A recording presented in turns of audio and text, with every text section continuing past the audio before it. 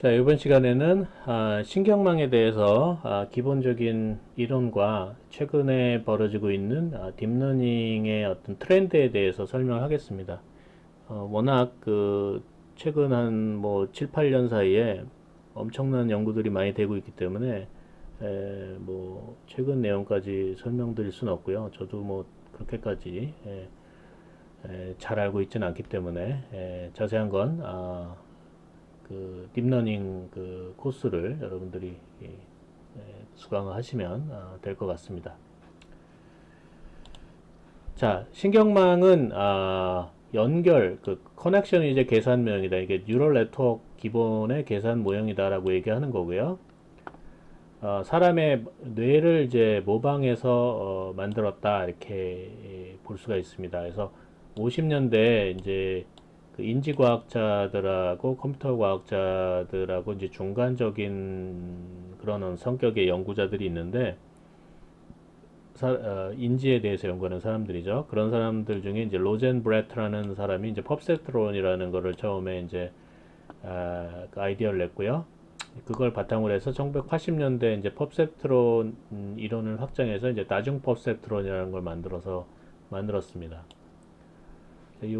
그러고 나서 이게 이제 뭔가 굉장히 문제가 쉽게 풀릴 줄 알았더니 몇 가지 이제 기술적인 문제들이 나와서 베니싱 그레디언트라든가 뭐 등등의 이제 문제들이 나오고 해서 결과적으로 한동안 사람들 관심에서 이제 멀어졌었습니다. 한 90년대 후반부터 해서 2000년대 초까지 한 15년, 20년 정도 이제 윈터 기간이라고 얘기를 하는데요.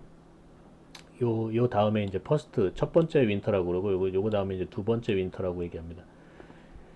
자, 2000년대 초에 2000년대 사실 초가 아니라 2010년 근처에 이걸 포기하지 않고 계속 연구했던 사람들이 몇 명 있는데 그 중에 한 사람인 이제 제프리 힌턴이라는 사람에 의해서 이제 가지고 있던 이제 다층 퍼셉트론의 문제가 해결이 되고요. 그 다음에 이제 GPU 같은 게 이제 컴퓨터가 좋아짐으로 해서 이제 좀 방대한 양의 이제 데이터를 처리할 수 있는 학습을 할 수 있는 그런 환경이 조성이 됨으로 해서 이제 다시 이게 이제 부활을 하게 된 겁니다. 그래서 알렉스넷이라고 제프리 힌튼 교수의 제자인 알렉스라는 친구가 이제 만들어가지고 이제 컴퓨터 비전 인식 알고리즘 대회에 나갔는데 이게 기존의 알고리즘을 완전히 뭐죠? 스매시 해버린 거죠. 그래서 스매시 해가지고 이제 1등을 해버렸습니다. 그래서 거기서 사람들이 깜짝 놀래갖고 딥러닝? 뉴럴 네트워크 이거 한물 간 건 줄 알았더니 아니네. 그러고선 다시 이제 쳐다보게 됐고요. 자, 알파고 같은 경우도 이제 그런 유의 알고리즘이지만 이제 기본적으로 많이 좀 다르지만 하여간 일종의 딥러닝 알고리즘을 사용을 합니다. 그 다음에 이제 구글에서 사용하는 이제 번역기가 상당히 많이 성능이 좋아졌는데 그 번역기, 그 다음에 IBM 왓슨의 컴퓨터 이런 것들이 이제 새로운 인공지능 시대를 열어가고 있습니다.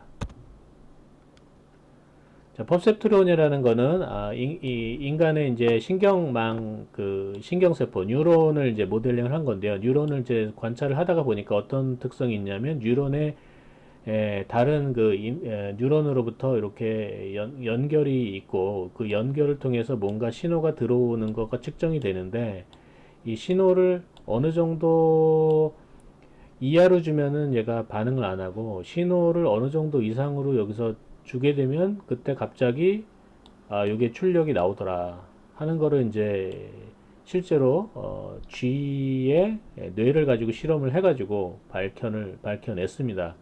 이제 전극을 달아가지고 쥐의 머리를 잘라가지고 잔인하긴 하죠. 그래서 이제 전극을 다른 다음에 입력을 줘보니까 어느 이상의 입력을 딱 가는 순간 뭔가 출력이 나오더라. 자, 그래서 이 뉴런이라는 게 그런 식으로 동작하는 거구나. 어떤 논리니하게 입력이 어떤 임계치를 넘어서면 팍 발생하는 형태로 존재하는구나 라는 걸 알겨냈고, 자, 이걸 통해서 우리가 뭔가 할 수 있지 않을까를 생각을 해보고 만든 게 이게 퍼셉트론 시스템입니다. 그래서 아주 간단한데 뭐냐면 입력이 이렇게 들어오고요. 입력이 들어오고 거기에 이제 어떤 웨이트를 곱한 다음에 그게 어느 임계치를 넘어서면 우리가 1이 출력이 되고 그렇지 않으면 이제 0이나 마이너스 1이 출동하도록 하는 그런 이제 함수를 붙여 있는 거죠. 자, 이게 로젠 브라이트라는 사람이 이제 그거를 이제 그 시연을 보여준 그런 장치인 걸로 알고 있습니다. 이게. 자, 그래서 우리가 이제 이걸 바탕으로 해서 이거를 이제 그 컴퓨터에 사용하려면 이제 그 좀 이론을 해야겠죠. 그래서 수식으로 쓰게 되면 어떻게 되냐면 일단 입력 이 특징 벡터가 들어가고요. x1부터 d 차원의 데이터 들어가고 그 다음에 그 각각에 대해서 웨이팅이 d 차원의 웨이팅이 들어가고 걔네들을 엘리멘트 바이 엘리멘트로 곱하고 그 다음에 이건 이제 바이어스 텀이라고 하는데 그거를 더해가지고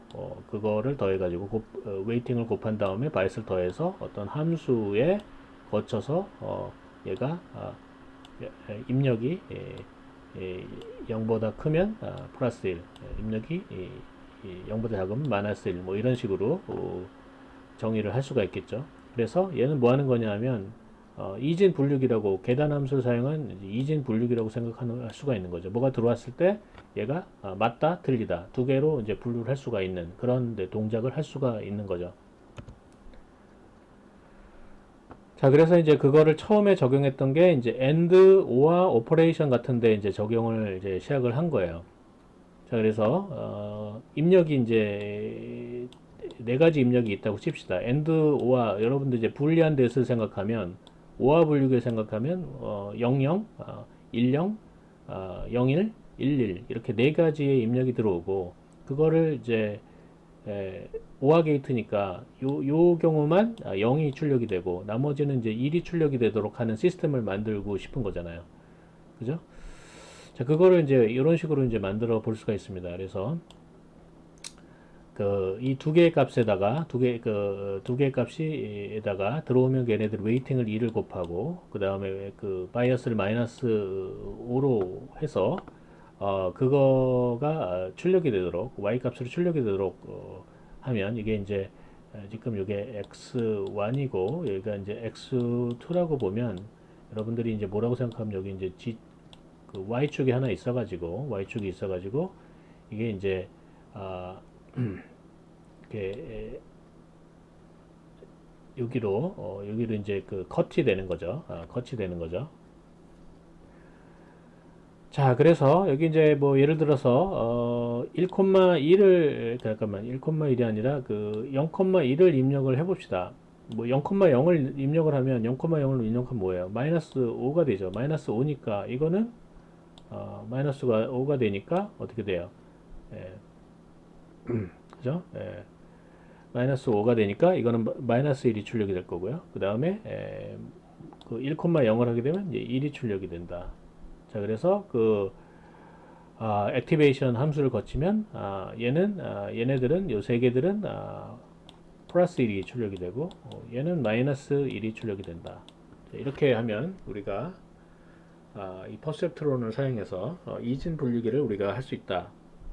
자, 그래서 이제 이게 이제 굉장히 활용도가 있겠다라고 생각을 했어요.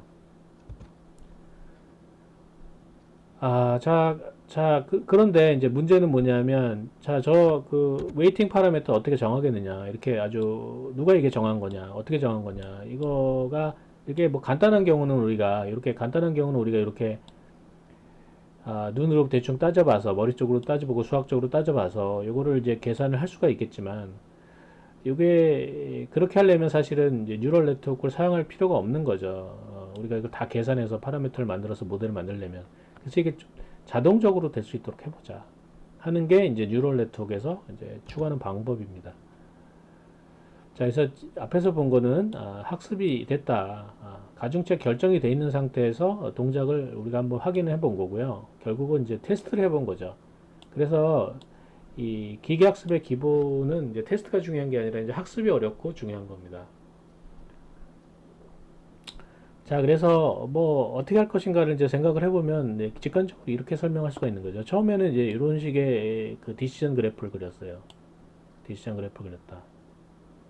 자, 그러면 이럴 때는 어떻게 돼요? 얘네들이 다 플러스 1로 출력이 되겠죠. 그죠? 예. 자, 그런데 요 샘플을 요걸 들어갔어요. 요거에 들어갔어요. 여기 샘플이 들어가면 얘는 우리가 마이너스 1로 나와야 되는 거잖아요. 근데 마이너스 1로 나오는데 얘 마이너스 1이 안 나와. 그럼 어떻게 돼요? 아, 요걸 좀 웨이트 값을 좀 변경해서 올려야겠다. 자, 그래서 이렇게 올릴 수가 있는 거죠. 좀 키워가지고 이만큼. 그죠? 일부러 이렇게 그린 겁니다. 예. 중간 과정을 좀 설명해 주기 위해서.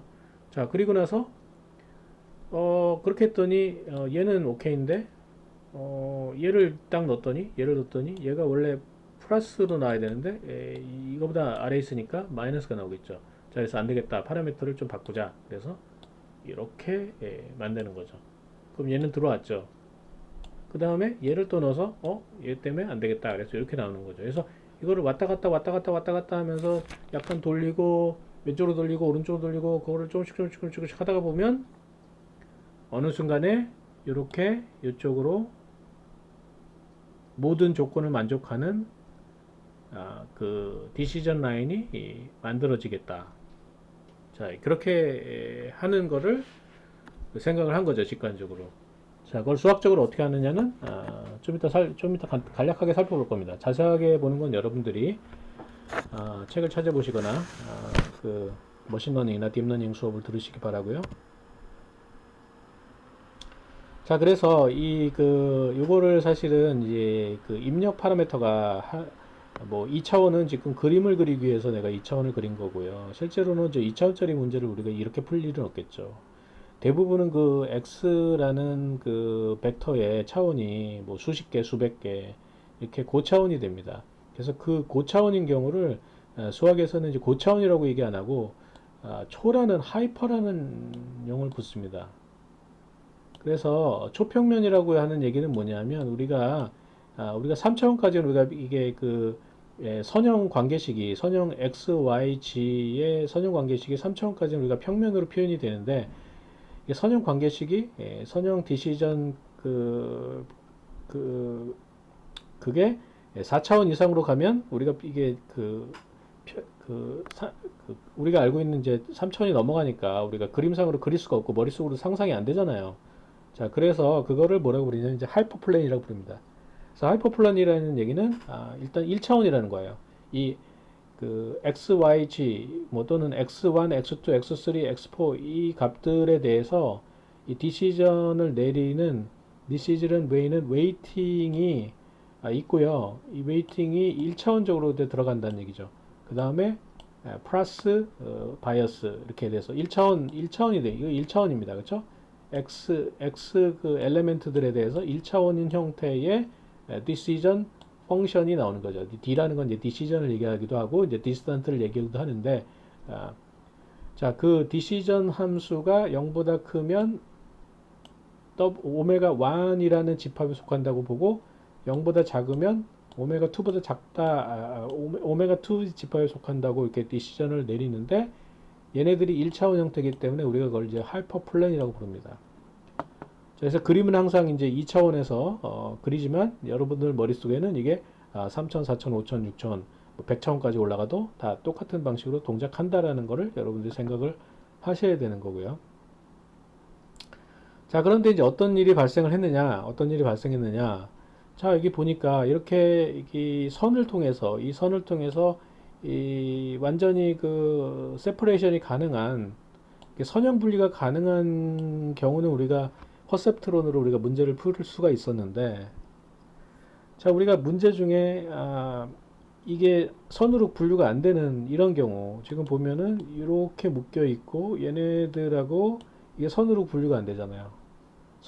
여러분들이 선을 그어서 얘네들을 분류해낼 수가 없단 말이죠. 이렇게 분류할 수도 있고 이걸로도 안 되고 뭐 이걸로도 안 되고 이렇게 안 되잖아요. 자, 그런 문제 중에 대표적인 문제가 뭐냐면 엑소화 문제는 요거랑 그러니까 둘 다 0이거나 둘 다 1일 때는 빵이죠. 익스클루시브 보아는 그죠? 그리고 둘 중에 하나가 1이고 나머지는 0일 때 이럴 때는 1이죠. 자, 그러면 요거는 디시전 라인이 뭐 글 방법이 없어요. 디시전 라인 하나 갖고서는 도저히 얘네들을 구분할 수 있는 방법이 없습니다. 얘네는 어떻게 거도 불가능해요. 자, 그래서 익스클루시브 오화가 나온 다음에 이게 1차 그 콜드 윈터가 옵니다. 아, 이거 갖고 안 되겠구나. 자, 우리가 이제 그 퍼셉트론을 사용해서 뭔가 해결을 많이 할 수 있을 줄 알았는데 보니까 바로 이런 문제들이 생기고, 이런 문제 어떻게 풀래? 물어보니까 풀 수가 없다는 거죠. 그래서 자, 다중 퍼셉트론으로 이제 한참 동안 이제 이 문제를 못 풀어서 끙끙대다가 이제 똑똑한 사람 하나가 이제 다중 퍼셉트론 이론으로 이제 확장합니다. 자, 그거는 어떻게 해야 되냐? 레이어가 하나인 경우에는 그런 문제가 있는데 레이어를 중간에 하나 더 두자. 그래서 이 빨간 거하고 파란 거로 이렇게 만들어서 빨간 거는 여기일 때 1이 출력이 되게 하고 파란 거는 여기일 때 출력이 되고 해서 나중에 얘랑 둘 다 1일 때만 1로 출력을 하고 둘 중에 하나라도 1이 아닐 때는 마이너스로 출력하게 하면 되겠다. 자, 이런 이제 그 이론을 이제 그 시스템을 이제 제안을 한 거죠. 그거를 뭐냐면 퍼셉트론이 이게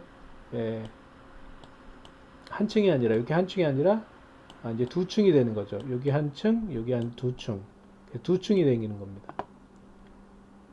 그렇죠? 예. 이렇게 만들어서 이 엑스클루시브 오화 문제를 이제 풀었어요. 그래서 다층 퍼셉트론이라고 이제 얘기를 했고 사람들이 야 이제 이것만 있으면 또 엄청나게 논문 쓸 수 있고 여러 가지 문제들을 다 해결할 수 있겠다 라고 생각해서 들러붙었습니다. 자, 그래서 다중 퍼셉트론을 여러분들이 잘 이해하는 게 기본적으로 뉴럴 네트워크를 이해하는 이제 기본 단계라고 볼 수가 있는데, 자, 다중 퍼셉트론 중에서 가장 이제 간단한 형태가 이제 은익층이 하나가 있는 3계층 모델이라고 부릅니다. 자, 3계층 모델이라고 부르지만 이제 첫 계층 자체는 이제 입력이기 때문에 뭐 아무것도 아니고요. 결국은 이제 층이 두 개가 있는 겁니다. 두 층이 있는 겁니다. 그래서 그걸 이제 그 3계층이라고 부르는데 이거를 3계층이라고 부르는 건 약간 모순이 좀 있는 것 같아요. 하여간 이걸 이제 그 멀티 레이어 퍼셉트론이라고 그러고 MLP라고 얘기하는데, 자, 여기 중간에 껴 있는 걸 이제 입력층이라고 부르고 그 은익층이라고 그러고 입력층, 그 다음에 출력층 이렇게 세 단, 3단으로 되어 있습니다. 자, 그래서 이 부분은 이제 입력의 그 특징 벡터의 개수에다가 그 DC 값을 더해서 하나가 이제 추가가 되어 있고요. 출력은 여러분들이 출력을 뭘 하고 싶으냐에 따라서 개수가 정의가 되는 거죠. 보통 이제 분류 문제에서는 분류하려고 하는 물체의 종류에 따라서 이 개수를 그만큼을 사용을 합니다. 예를 들어서 세 가지의 물체 중에 물체를 구별하고 싶다 그러면 보통 이제 이렇게 세 개를 사용을 합니다. 뭐 100개의 그 종류의 물체를 구별하고 싶다면 이제 여기다 이제 100개의 출력층을 사용을 하는 거고요. 자, 그 다음에 이제 그 중간에 있는 노드, 그 은익층 노드 개수는 뭐 몇 개를 사용해야 되는지 이게 딱 정해져 있지는 않지만 여러분들이 이제 적당한 개수를 사용을 하면 되는데, 뭐 일반적으로는 뭐 당연히 입력 개수보다는 작고 출력 개수보다는 큰 정도의 개수를 보통 사용을 합니다. 보통은 이제 입력 개수가 엄청 커요. 입력 개수가 뭐 영상이다 그러면 영상 같은 경우는 영상의 픽셀 하나하나를 다 입력을 사용해야 되니까, 예를 들어서 뭐 조그만 영상 200x 200짜리 영상이라 그러면 이게 여기가 4만 개가 되는 거죠. 입력이 4만 개고, 그죠? 그리고 10개의 물체 중에 구분한다. 이건 이제 시파10 같은 데이터셋이면 시파10이고, 그 다음에 엠리스트 같은 경우도 10개니까 10개 닭으로 보면 여기가 1000개면 여기가 4만 개면 여기 뭐 1000개나 뭐 2000개 정도면 보통 일반적으로 많이 사용을 합니다. 자, 알겠죠? 예. 이거 정답이 없어요. 예. 얼마로 사용해야 돼? 이게 가장 효적인지는 답이 없습니다. 다 경험적으로 적당한 값을 사용을 하게 됩니다. 자, 그래서 요거를 이제 이렇게 노테이션을 이렇게 표현을 할 수도 있고요. 그래서 아웃풋, 그 다음에 은익층 아웃풋, 그 다음에 입력층 아웃풋 이렇게 나눌 수가 있고요. 입력층에 입력으로 사용되는 거죠.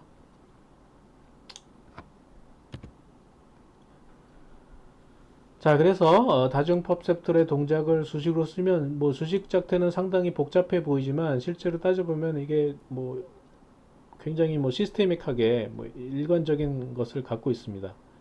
자, 우리가 입력은 x 특징 벡터가 들어가는 거고 출력은 그 아웃풋 벡터가 나오는 거죠. 그래서 뭐 이렇게 간단합니다. 근데 이걸 단계적으로 보면 x가 들어가서 은익계층 아웃풋인 g가 나오고요. 그 g가 또 그 두 번째 들어가서 아웃풋이 나오게 되는 거죠. 그죠? 그래서 그거를 또 요거를 두 단계로 나눴으면 각각을 두 단계로 나눴으면 첫 번째 단계는 각각 그 입력이 합쳐지는 단계, 그죠? 웨이팅이 돼서 합쳐지는 단계가 하나 있고요. 그 다음에 두 번째 단계는 그것을 액티베이션 함수를 통해서 우리가 이걸 논리니어적으로 렉티피케이션 하는 단계라고 볼 수가 있습니다. 은익층도 그렇고 출력층도 그렇고 똑같이 합치는 단계, 그 다음에 액티베이션 하는 단계로 볼 수가 있고요. 고전적으로 그 제일 많이 사용하던 아니 뭐 거의 그 항상 사용하던 이 액티베이션 함수는 시그모이드 함수라고 하는 게 있는데요. 시그모이드 함수가 이제 여러 가지 형태가 있는데 그 이렇게 시그모이드 값이 이제 이 음수일 때는 이제 0이었다가 이렇게 돼서 양수이면은 이제 1이 되는 이런 형태의 이제 시그모이드가 이제 일반적인 시그모이드 함수고요. 이 책에서는 이제 양극 시그모이드라는 함수를 주로 얘기를 하는데 양극 시그모이드는 뭐냐면 이 음수 값일 때 0이 아니고 마이너스 1이 출력이 되도록 하는 형태를 얘기합니다. 그래서 일반 시그노이드는 여기가 1이고 여기 마이너스 값이 없는데 지금 얘 같은 경우는 여기 2배를 했고요. 확장을 하기 위해서 2배를 곱했고 그 다음에 요 밑에 부분 마이너스를 만들기 위해서 마이너스를 빼줍니다. 그래서 요거 같은 게 여기 이제 1분의 1 플러스 익스포넨셜 마이너스 알파 x라고 씁니다. 그죠? 여기 시그모이드고 이게 양극 시그모이드는 여기다 2배를 곱하고 마이너스 1을 해준 거다. 자, 그런데 이제 왜 이걸 많이 쓰냐 하면 여러 가지 이제 좋은 특징이 갖고 있는데 이건 뭐냐 하면 실제로 그 뉴런 시스템을 잘 모델링을 하고 있습니다. 왜냐하면 이게 어느 정도 임계값을 넘어가면 이게 일이 발생을 해야 되는데, 그죠? 일이 발생을 해야 되는데, 자, 이게 이제 그 미분이 가능하도록 하려면 이게 연속이 돼야 되겠죠. 일단 연속이 되고 미분 가능하도록 하기 위해서 일부러 요렇게 쓰는 거고요. 자, 그 다음에 이제 어떤 이상으로 가게 되면 이제 값이 똑같이 나오는 세츄레이션 되는 이런 특성을 갖고 있습니다. 실제로 뭐 인간의 신경망도 그렇게 돼 있고요. 자, 그리고 나서 또 굉장히 그 사람들이 좋아했던 특성이 하나가 있는데 얘를 미분한 값이 이렇게 표현됩니다. 이거 증명은 여러분들이 한번 해보세요. 해보세요. 어렵진 않습니다. 그냥 미분하고 잘 정리를 하시면 되는데요. 자, 여기 보시면은 이거를 미분했더니 이렇게 형태가 나옵니다. 여기 보시면은 이렇게 곱이 형태로 나오는데 여기 이렇게 앞에 상수가 붙고요. 자, 이걸 보시면 재밌는 게 뭐냐면 요 미분함수는 이 출력함수, 액티베이션의 출력함수만 알고 있으면 우리가 계산을 할 수가 있습니다. 이 미분값을. 자, 그러니까 실제로는 여러분들이 미분을 할 필요가 없다는 얘기죠. 그죠? 이 액티베이션 함수를 쓰게 되면 여러분들이 이 컴퓨터로 우리가 미분한다는 게 상당히 어려운 일인데 이 미분을 할 필요가 없다는 얘기예요. 그죠? 그냥 앞에서 이 계산된 이 출력값, G값 또는 OK 값을 알고 있으면 우리가 미분값이 필요할 때는 이거 그냥 집어넣으면 된다는 겁니다. 2분의 알파 곱하기 1 플러스 출력값 곱하기 1 마이너스 출력값, 뭐 이런 식으로 해서 사용하면 되니까 사람들이 옳다구나 한 겁니다. 예전에 컴퓨터 성능도 안 좋고 환경도 안 좋을 때 저 미분이 들어가 버리면 이제 컴퓨터 계산이 너무 느려지고 실제로는 뭐 너무 복잡해지기 때문에 그거를 이제 피할 수 있는 방법이 이렇게 딱 나와서 사람들이 너무 좋아한 겁니다. 그래서 이거를 이제 쭉 썼어요. 쭉 썼어요. 2000년대 중반까지도 그냥 계속 썼었습니다.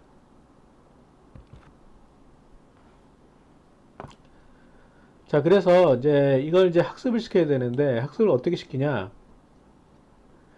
자, 결국은 이제 학습을 시키는 방법은 일단 그 목적 함수라는 걸 정의해야 하는데요. 이게 출력이 됐을 때 어떤 시스템이 이 뉴럴 네트워크 시스템에서 뭔가 이게 출력이 됐을 때 이 출력 결과하고 그 다음에 기대값이 있을 겁니다. 이게 그 슈퍼바이드 러닝을 생각하는 거죠.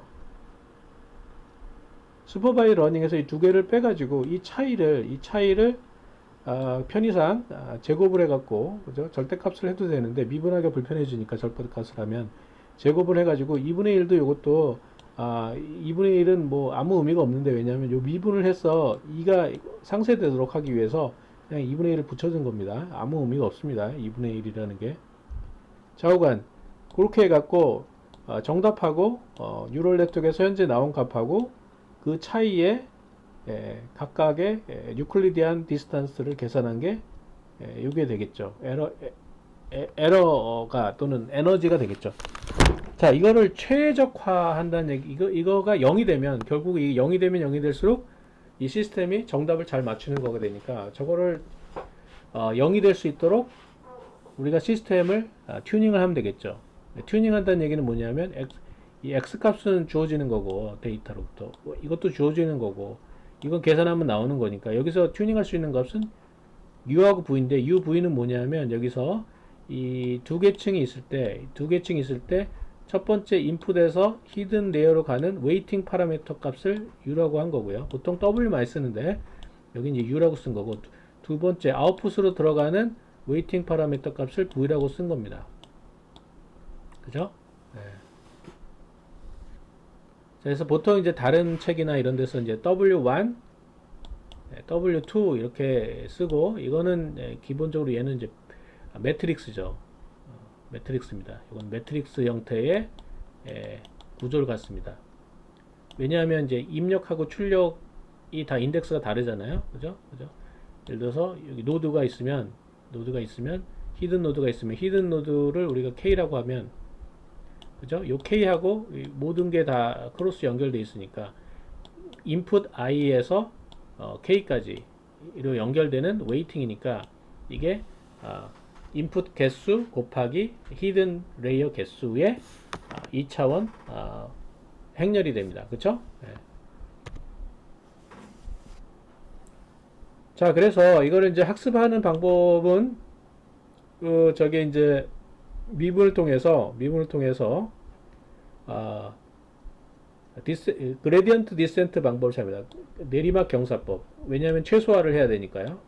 내리막 경사법을 사용하는데, 자, 그렇게 하려면 어떻게 되냐면 얘와 그 파라미터 우리가 선택할 수 있는 그 웨이팅 파라미터로 미분을 해가지고 걔네들을 마이너스를 작아지도록 하기 위해서, 그죠? 작아지는 방향으로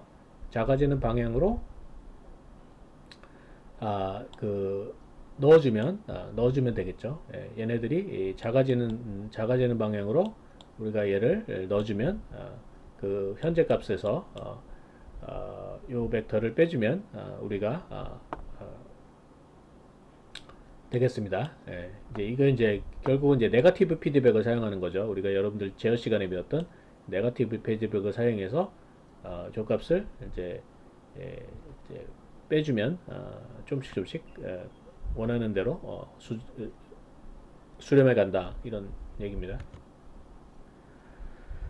그래서 기본적인 알고리즘은 모든 각각 샘플에 대해서 일단 전방 계산합니다. 8.4, 8.5는 이제 인풋에서 히든 레이어로, 히든 레이에서 출력으로 forward propagation이라고 하는데 이걸 한 다음에 자 그렇게 한 다음에 그 나온 출력 값을 가지고 우리가 요거와 요거를 계산해야겠죠. 이 계산하는 게 조금 이제 복잡한데 좀 이따 설명할 거고요.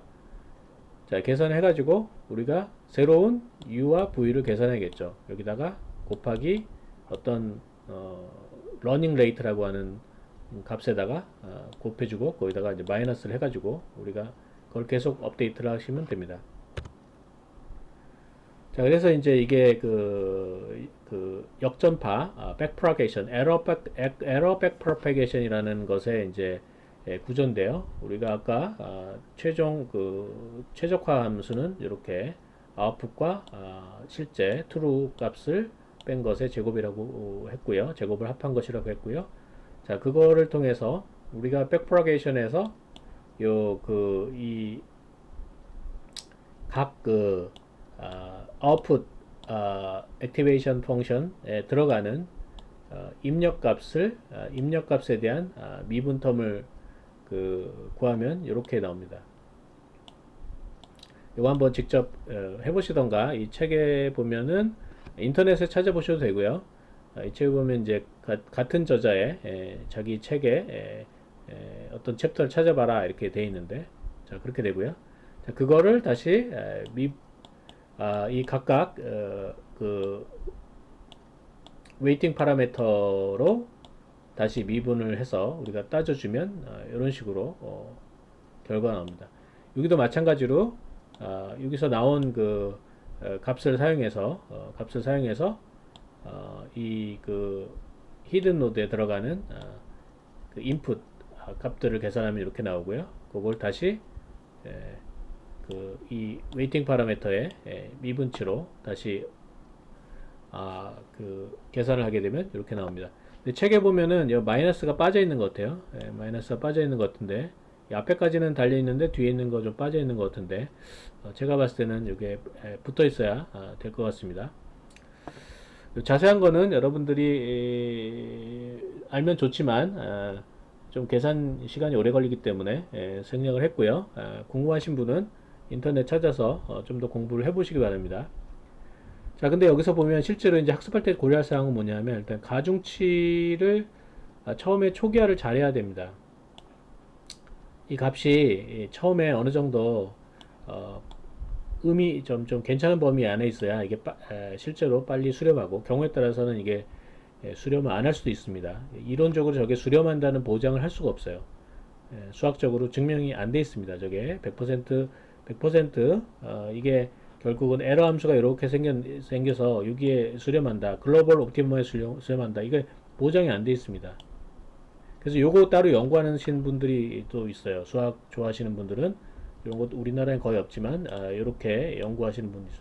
왜냐하면 이게 2차원 함수처럼 이런 걸 이제 컴팩스 함수라 그러는데 이런 컴팩스 함수가 아닙니다. 실제로는 이게 다차원이고 차원이 뭐 100차, 200차, 2000차 막 이렇게 됐기 때문에 이게 어떤 형태의 곡선을 갖고 있는지 모릅니다.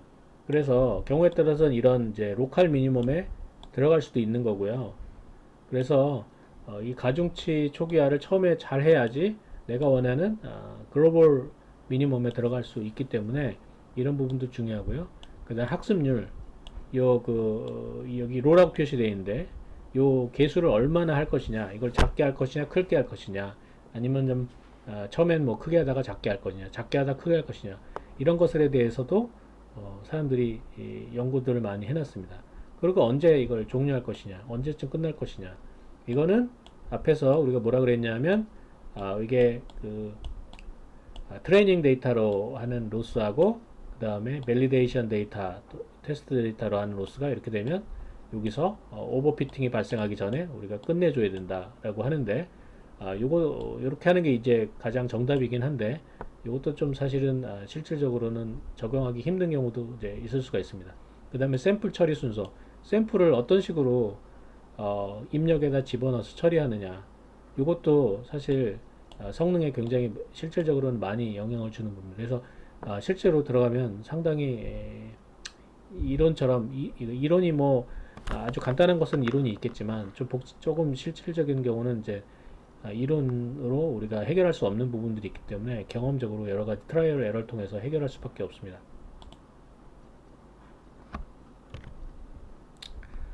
자, 요거는 이제 앞에서 나온 이제 과정을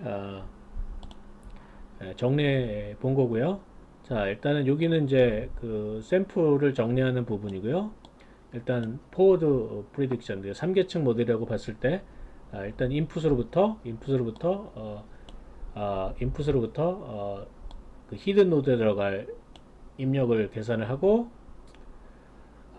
그걸 액티베이션을 통해서 출력을 뽑고요. 그것을 다시 아웃풋 노드로 들어갈 것을 합산을 하고 그걸 다시 액티베이션을 통해서 출력을 내고 이게 이제 포워드 프로파게이션을 하는 방법이고요. 자, 그 다음에 그걸 통해서 아웃풋이 지금 이제 나왔고요. 아웃풋이 나왔고 그 다음에 그라운드 트루스 참값을 갖고 있으니까 이걸 통해서 우리가 백프로파게이션을 하게 되는 겁니다. 그래서 앞에서 그림에 있던 것처럼 그 아웃풋 노드 뒤쪽으로 가는 그레디언트를 계산을 하고요. 그 그레디언트에서 다시 그 히든 노드에서 아웃풋으로 가는 그 웨이팅 파라미터를 업데이트를 하고 자, 그 다음에 한편으로 그 인풋 노드가 그 히든 노드의 입력으로 들어가는 액티베이션의 입력으로 들어가는 그것의 그레디언트를 계산을 하고 그것에 대해서 다시 그 입력의 그 입력에서 히든 노드로 들어가는 웨이팅 파라미터의 업데이트할 텀을 계산을 하고 이걸 가지고 이제 실제로 업데이트를 수행을 합니다. 그죠? 업데이트를 합니다. 그래서 요거를 이제 반복을 하는 거죠. 반복을 하는 겁니다. 이제 요거 간단하진 않지만 여러분 시간 가지고 프로그램은 이제 다 할 수 있는 정도의 난이도라고 볼 수가 있습니다. 그리고 이제 아까 앞에서 얘기했던 것처럼 요 그 액티베이션 함수의 미분치는 우리가 뭐라 그랬어요? 2분의 알파 그 시그모이드 그죠? 양극 시그노드일 때는 2분의 알파 1 마이너스 타우 그죠? 타우 미분이 아니고 타우 1 플러스 타우 현재값 그죠? 자, 이렇게 해서 이걸 집어넣으면 되니까 우리가 요 값은 이미 우리가 저장해서 가지고 있는 거니까 우리가 이렇게 쉽게 계산을 할 수가 있는 거죠. 그래서 계산이 생각보다 그렇게 복잡하진 않습니다.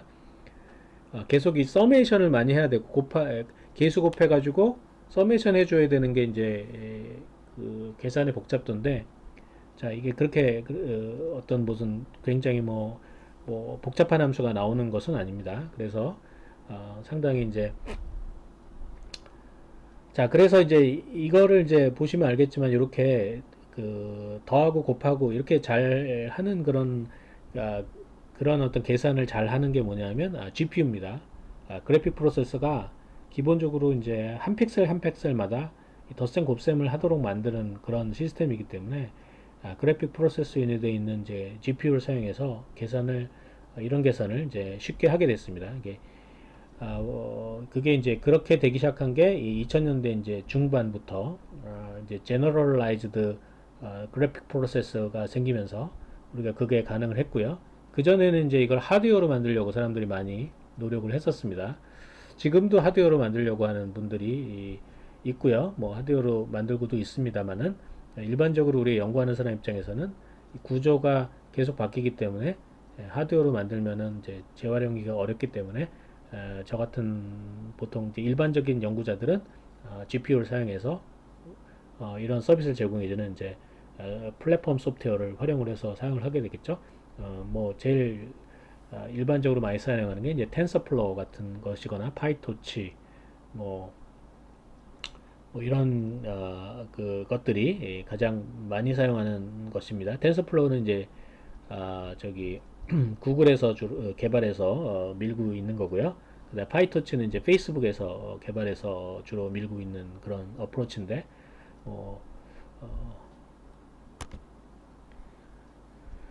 좌우간 그래서 이제 전방 계산은 뭐 굉장히 보통 빠르게 계산이 되고요. 자, 그 다음에